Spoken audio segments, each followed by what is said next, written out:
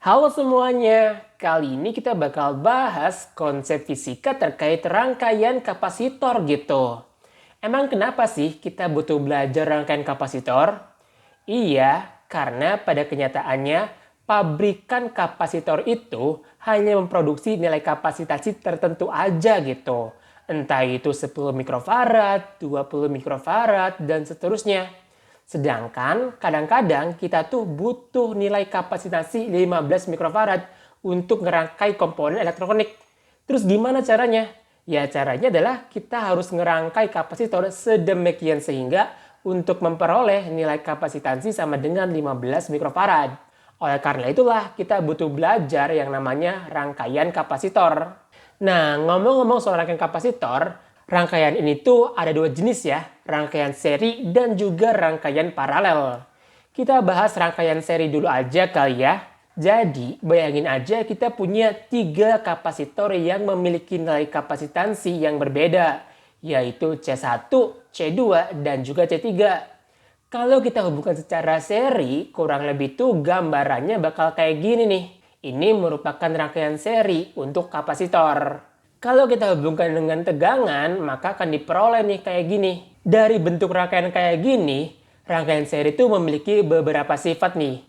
Yang pertama adalah jumlah muatan di kapasitansi pertama, kedua, dan ketiga itu sama besar gitu, yaitu Q1 sama dengan Q2 sama dengan Q3. Kemudian untuk rangkaian seri sendiri, total tegangannya yaitu V1 tambah V2 tambah V3 nilainya sama dengan tegangan sumber yaitu V. Artinya kalau kita tuliskan secara matematis, nilai V sama dengan V1 tambah V2 tambah V3 nih. Kalau seandainya kita pengen hubungkan antara muatan dengan nilai kapasitansinya, maka kita bisa tuliskan nih bahwa nilai V sama dengan yaitu Q dibagi dengan C. Berarti V total sama dengan Q dibagi dengan C total. Sama dengan Q1 dibagi dengan C1 sampai dengan Q3 dibagi dengan C3.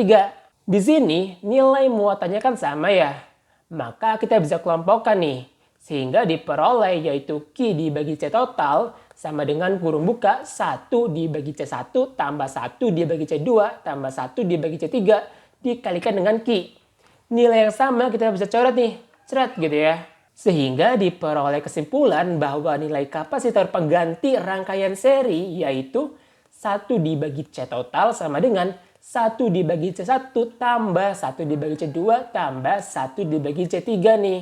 Kemudian untuk rangkaian paralel sendiri itu tuh gambarannya kayak gini nih. Bayangin aja kita punya 3 nilai kapasitor yang berbeda. Kemudian kita susun kayak gini nih.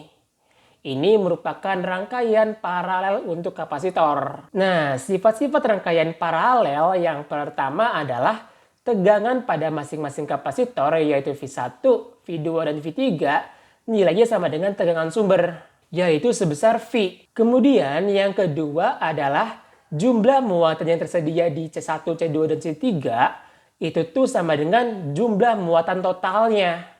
Sehingga kita bisa tuliskan bahwa nilai Q total sama dengan Q1 tambah Q2 tambah Q3. Nilai Q ini kalau kita hubungkan dengan tegangan dan juga nilai kapasitansinya, maka diperoleh C total dikalikan dengan V. Sama dengan C1 dikali V1 tambah C2 dikali V2 tambah C3 dikali V3. Nilai V kan sama ya, kita bisa kelompokkan nih. Sehingga diperoleh yaitu C total dikalikan V kurung buka C1 tambah C2 tambah C3 dikalikan dengan V. Nilai V sama nih, kita coret ya. Sehingga kita peroleh kesimpulan bahwa kapasitor pengganti pada rangkaian paralel yaitu C1 tambah C2 tambah C3 nih. Dari sini kita bisa mendesain nih nilai kapasitansi yang kita butuhkan tuh berapa gitu. Biar lebih paham, coba yuk kita bahas satu soal. Perhatikan gambar di bawah ini. Di sini kita punya 3 kapasitor yang memiliki nilai yang sama yaitu 1 mikrofarad. Nah, berapakah kapasitor pengganti pada rangkaian di atas nih? Oke, kita jawab ya. Buat ngejawabnya, pertama kita akan cari kapasitansi pengganti untuk rangkaian paralel nih. Yang kita simbolkan dengan CP. Karena rangkaiannya paralel, berarti nilai dari kapasitansinya adalah berapa? Yaitu CP sama dengan C2 ditambah C3 nggak sih? Sama dengan berapa nih? Yaitu 1 dikali 10 pangkat minus 6 Faraday tambah 1 dikali 10 pangkat minus 6 Faraday nih. Diperoleh nilainya adalah 2 dikali 10 pangkat minus 6 Faraday. Oke, jadi ini merupakan rangkaian pengganti untuk rangkaian paralel nih. Setelah kita tahu rangkaian paralel berapa penggantinya, maka kita bisa hubungkan nih menjadi kayak gini. Kita bisa serikan nih nilai dari kapasitor penggantinya, yaitu 1 per C total sama dengan berapa? 1 dibagi dengan C1 tambah 1 dibagi dengan CP. Sama dengan 1 dibagi dengan 1 dikali 10 pangkat minus 6 ditambah dengan 1 dibagi 2 dikali 10 pangkat minus 6. Kita samakan dulu nih penyebutnya, yaitu diperoleh 2 ditambah 1 dibagi dengan 2 dikali 10 pangkat minus 6. Nah, berarti nilai dari 1 per C total adalah berapa? Yaitu 3 per 2 dikali 10 pangkat minus 6 nih. Berarti nilai C totalnya adalah 2 dikali 10 pangkat minus 6 dibagi dengan 3 nih.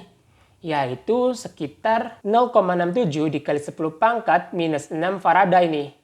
Atau setara dengan 0,67 mikrofarad.